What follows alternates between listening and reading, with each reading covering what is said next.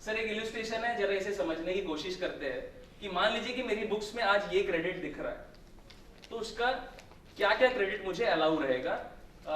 Assume करते हैं कि 1 जुलाई से जीएसटी आ ही रहा है और मेरी 30 जून को बुक्स ऑफ अकाउंट में क्या क्या दिख रहा है। सेंट्रल एक्साइज का क्रेडिट दिख रहा है 2 लाख रुपए का, सर्विस टैक्स का 1 लाख रुपए का, education cess 10,000, senior higher education cess 5,000, Krishi Kalyan cess 5,000, Swachh Bharat cess 5,000, additional duties of customs under section 3(1) 40,000, additional duties of customs 3(5) 30,000, input tax credit on VAT 50,000।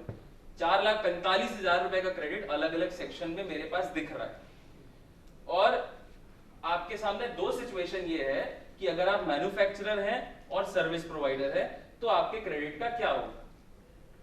ठीक है सर, अपन मैन्युफैक्चरर एंगल से पहले बात करते हैं कि आप मैन्युफैक्चरर हैं तो क्या होगा। सर सबसे पहला वाला सेंट्रल एक्साइज का क्रेडिट मिल जाएगा। सर क्लियर है, मिलेगी, कौन रोक सकता है। सर्विस टैक्स का क्रेडिट मिल जाएगा, मिल जाएगा सर, सेनवेट क्रेडिट है, मिल जाएगा। एजुकेशन सेस का मिलेगा कि नहीं मिलेगा। दोनों एजुकेशन मतलब दोनों आ गए सर, सीनियर हायर दोनों। क्या बोलते हैं सर, कैसा लग रहा है, मतलब लॉ के हिसाब से बोल रहे हैं कि किसके हिसाब से, क्या बोल रहे हैं सर, मिलना चाहिए कि नहीं मिलना चाहिए। मिलना चाहिए कायदे से। बट सर क्या हुआ है, मैं आपको इसके बाद वाले क्वेश्चन में जवाब आंसर दूंगा जब इसका मैं आंसर खोलता हूं।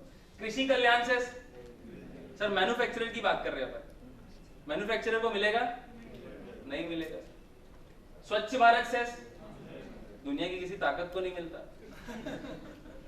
एडिशनल ड्यूटीज ऑफ एक्साइज 40,000, इसका क्रेडिट मिल जाएगा। इसके बाद सर वैट का मिल जाएगा, यस सर मिल जाएगा, कोई मना ही नहीं।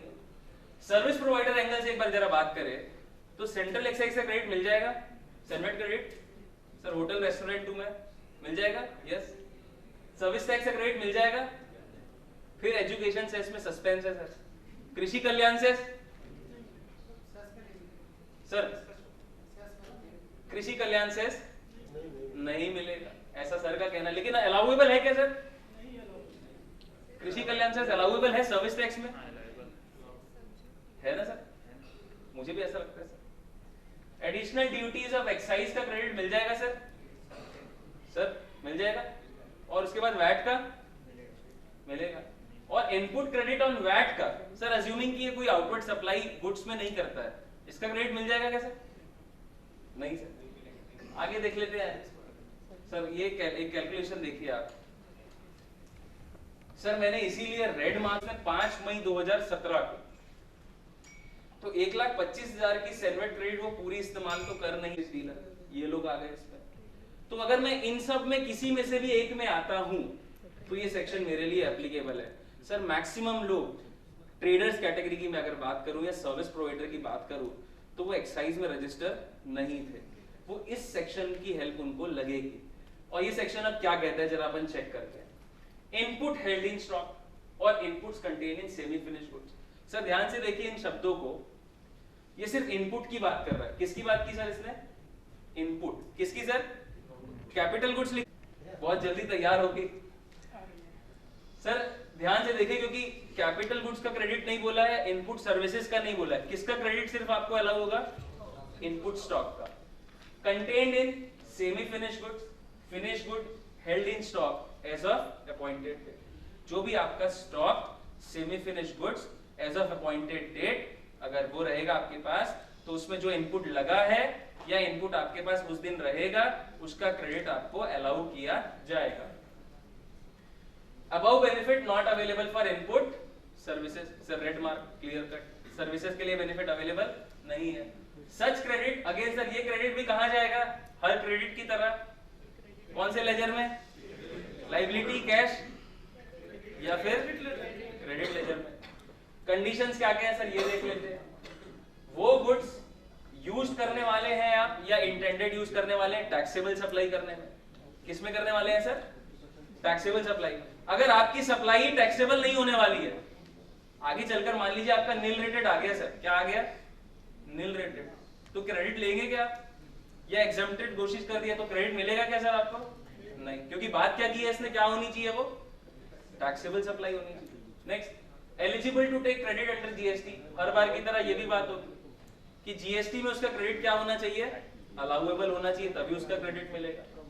Such person should be in position of invoice and other prescribed document. ये बड़ा इंपॉर्टेंट सेक्शन है सर, इंपॉर्टेंट वर्ड लिखा है कि उस बंदे के पास क्या होना चाहिए सर, इनवॉइस। क्या होना चाहिए सर, इनवॉइस। और इसमें लिखा है और अदर प्रिस्क्राइब्ड डॉक्यूमेंट, उसके पास या तो कोई प्रिस्क्राइब्ड डॉक्यूमेंट होना चाहिए। सर मान लीजिए मैं आज की तारीख में एक्साइज में रजिस्टर नहीं हूं, मैं एक्साइज में रजिस्टर नहीं हूं। जैसे सर जैसे टू व्हीलर्स डीलर होते हैं ना, वो ज्यादातर इसी कैटेगरी में आएंगे।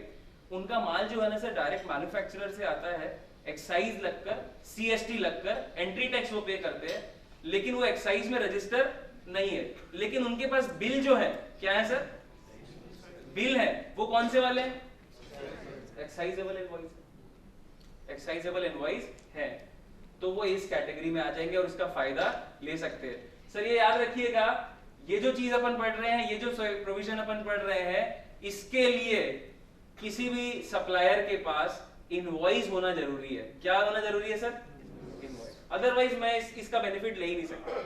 किसके पास, इनवॉइस, इनवॉइस होना चाहिए।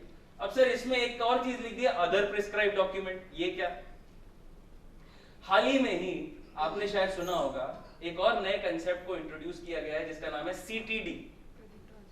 क्या नाम है सर इसका, CTD, credit transfer document. Credit transfer document अभी भी नोटिफाई तो नहीं हुआ है सर, लेकिन इसकी पूरी ड्राफ्ट गाइडलाइन आ चुकी है। मैन्युफैक्चरर चाहे तो अपना क्रेडिट एक डॉक्यूमेंट बनाकर ट्रांसफर कर सकता है।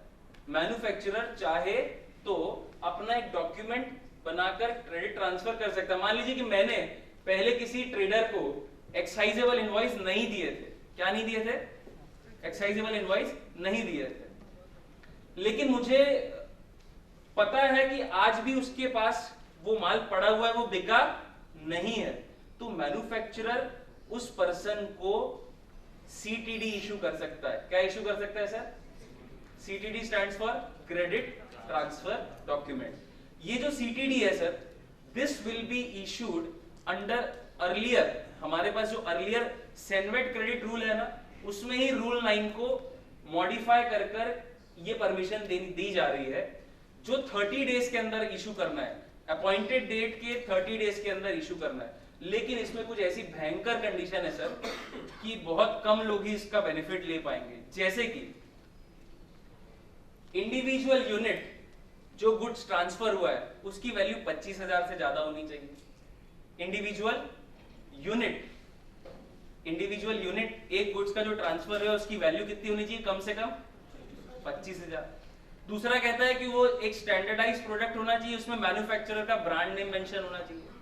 क्या होना चाहिए सर, उसका ब्रांड नेम उसमें लगा होना चाहिए तब।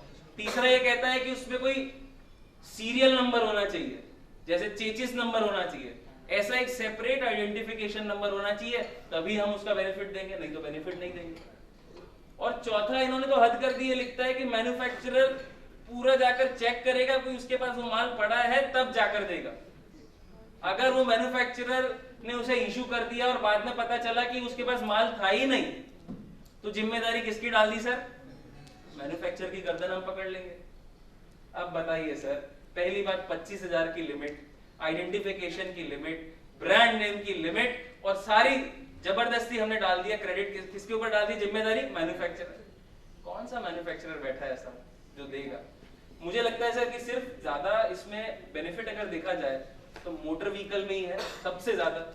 वही लोग कर पाएंगे जिनके गुड्स इजीली आइडेंटिफाइबल है। हम जैसे छोटे कमोडिटीज में जो डील करने वाले, एफएमसीजी में डील करने वाले, जिनमें कोई आइडेंटिफिकेशन या 25,000 से ऊपर वैल्यू जाती ही नहीं है, ये इसका बेनिफिट नहीं ले पाएंगे sir. This is new concept sir, CTD हमारे पास रीसेंट डेवलपमेंट है, बिल्कुल अभी नोटिफाई भी नहीं हुआ है सर। फिर ये कहते हैं, अभी और है सर, देखते जाइए। अभी ये कहते हैं कि आपकी जो इनवॉइस है वो कितने समय के अंदर के होने चाहिए, 12 महीने। अगर आपके पास कोई स्टॉक पुराना पड़ा है 12 महीने से, तो उसका क्या, उसका क्रेडिट नहीं मिलेगा सर। तो सर कैसे करना पड़ेगा, मतलब अभी तक वो लोग जो सप्लायर है, मान के चलिए sir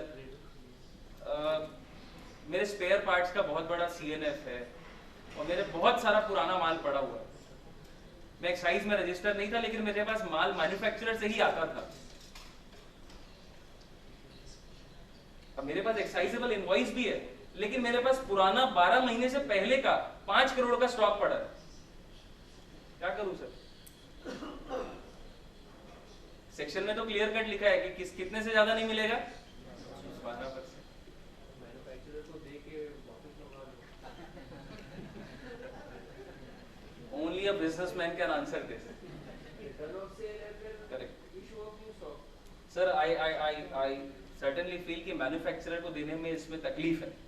Rather you should do if you have an other firm, your sister concern, and you can do it. So if you have a sister concern, do a billing, charge whatever tax is applicable, and take purchase again. And then again the thing is you will get a credit. सबसे बड़ा problem, यानी अभी आपको credit कुछ नहीं मिलेगा, जब आप उसे फाइनली बेचेंगे और टैक्स पटा देंगे तब आपको उसका क्रेडिट अवेल करने मिलेगा। फिर ये स्कीम जो है वो लिमिटेड पीरियड के लिए, वो लिमिटेड पीरियड कितना है सर? 6 tax period. कितना सर?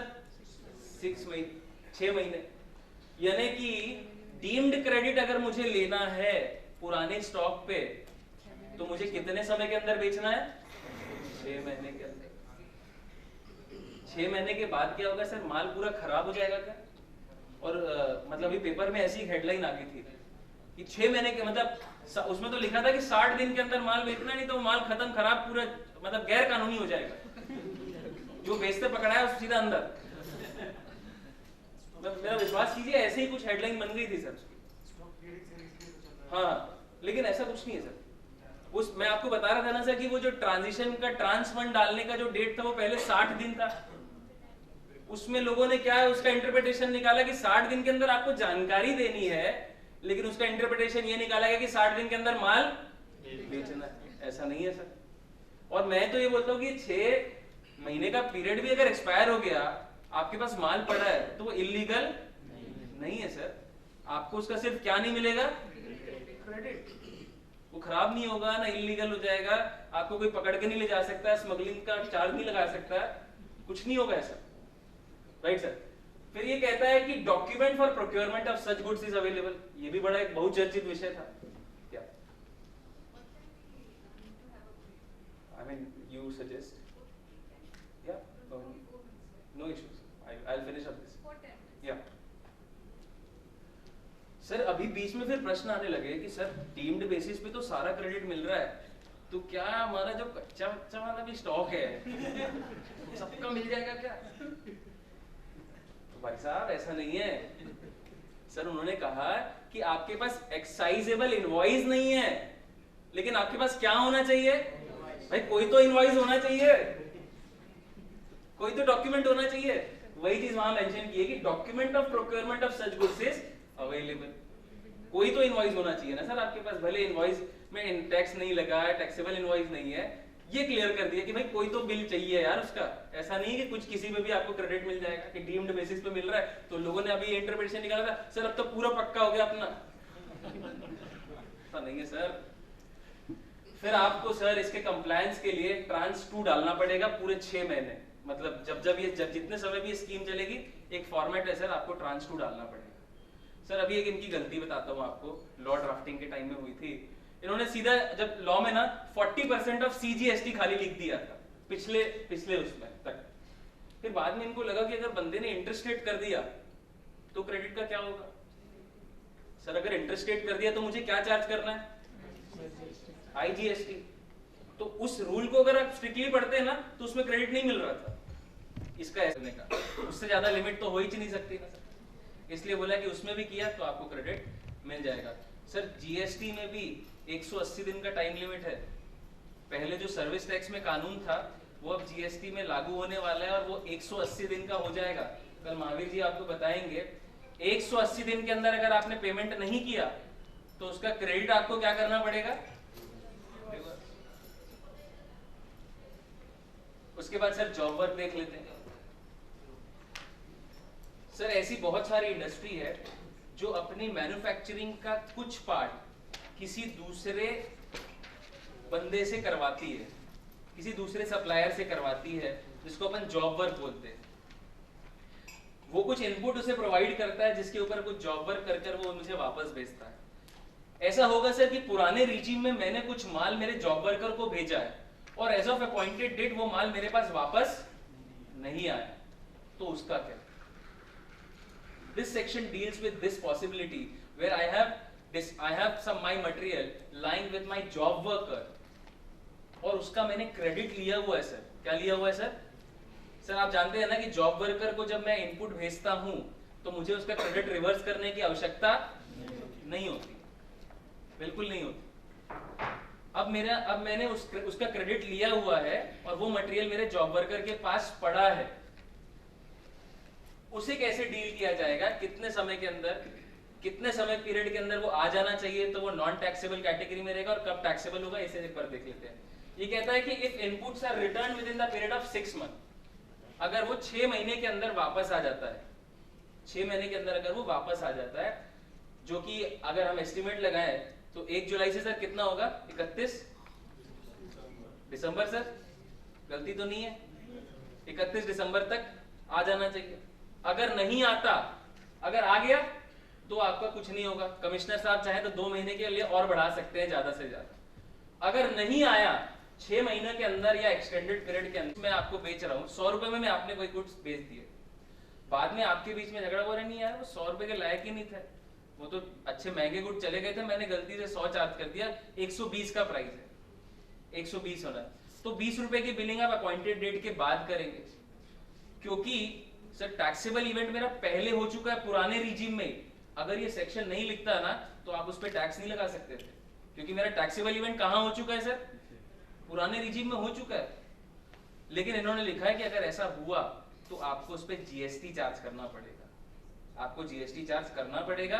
किस रेट से होगा सर, जो आज एप्लीकेबल है, clear cut. Sir downward supply भी हो सकता है, डाउनवर्ड रिवीजन भी हो सकता है। मैंने आपको 100 में किया, आपने बोला अरे मेरे को जमा ही नहीं माल, मैं तो 80 से 1 पैसा नहीं देने वाला आपसे, डाउनवर्ड रिवीजन होगा तब क्या होगा सर?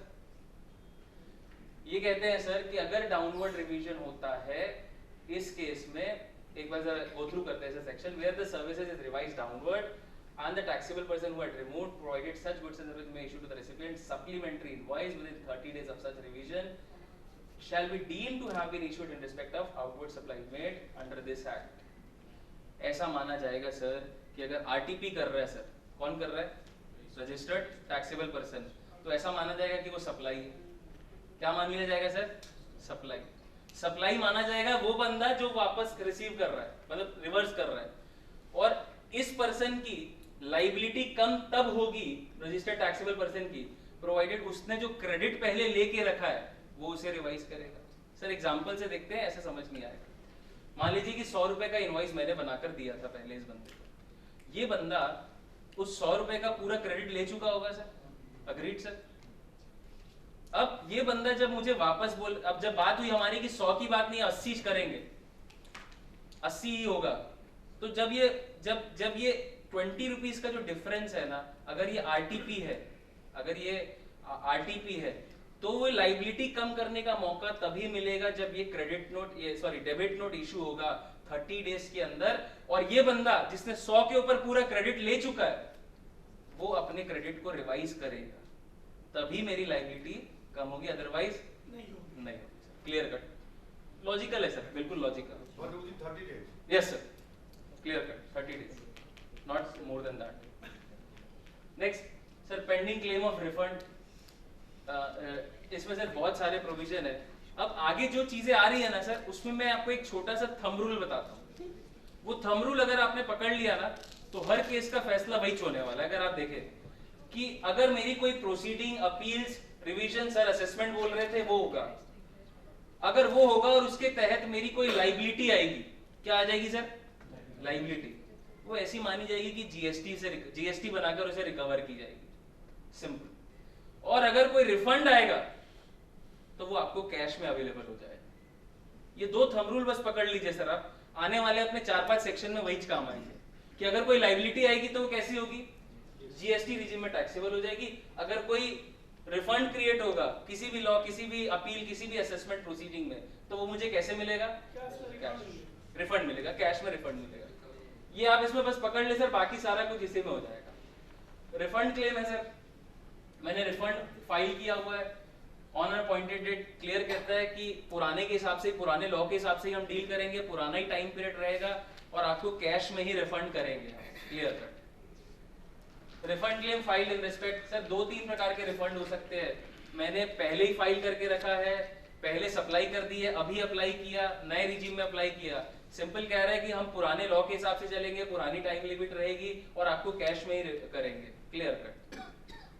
फिर ये कहता है सेनवेट क्रेडिट का क्या होगा जो अपील में, रिवीजन में, रिव्यू में या रिलेवेंट रेफरेंस में पेंडिंग है, उसका क्या होगा। सर जैसे आप बोल रहे थे ना कि कोई केस चल रहा है, मान लीजिए कि आपने कोई डिस्प्यूट किया हुआ है, डिपार्टमेंट कहता है कि अलाउ नहीं है, आप कहते हो अलाउ है सर। ऐसे कोई केस अगर आपके पेंडिंग है, लिटिगेशन है, उस केसेस में क्या होगा, ये सेक्शन आपको बता रहा है। ये कहता है कि अगर ऐसा हो जाता है कि वो इनएडमिसिबल